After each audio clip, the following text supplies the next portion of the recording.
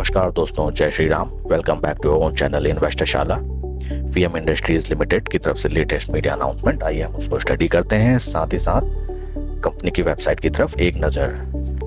जैसा मैंने आपको बताया, कंपनी ऑटो एंसिलरी सेक्टर की एक दिग्गज कंपनी जो मैन्युफैक्चर करती है various different kind of lights for the two wheelers, lighting for the cars, lighting for the buses like e buses.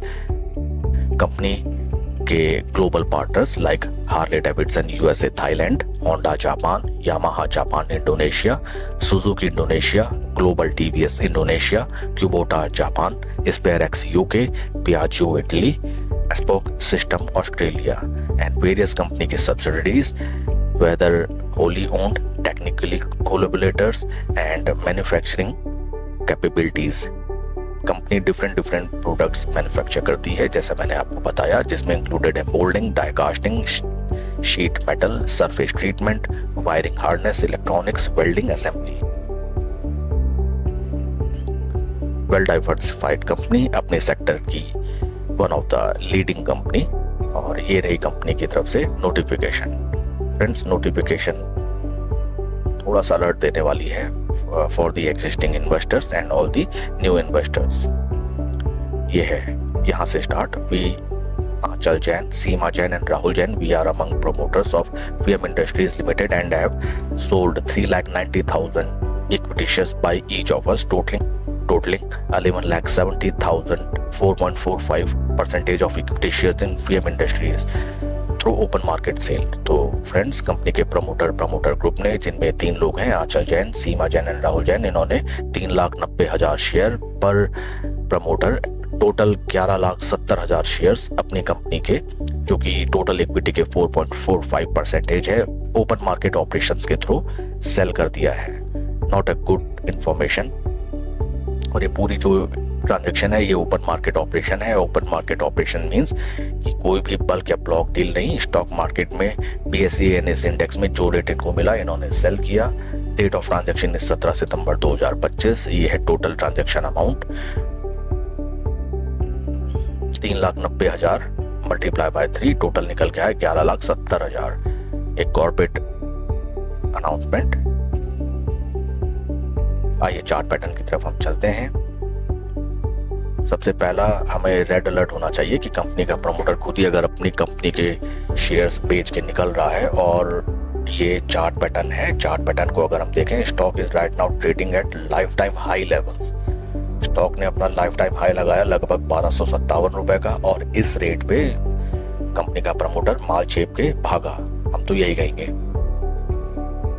Company चाहे कितनी अच्छी हो बुरी हो, बट कंपनी को एक प्राइस पे बाय किया जाता है। अगर हम सबसे पहले पी रेशियो अगर हम देख लेते हैं, कंपनी का P ratio is 25.31 and industry पे is 41.74। P ratio wise not so expensive.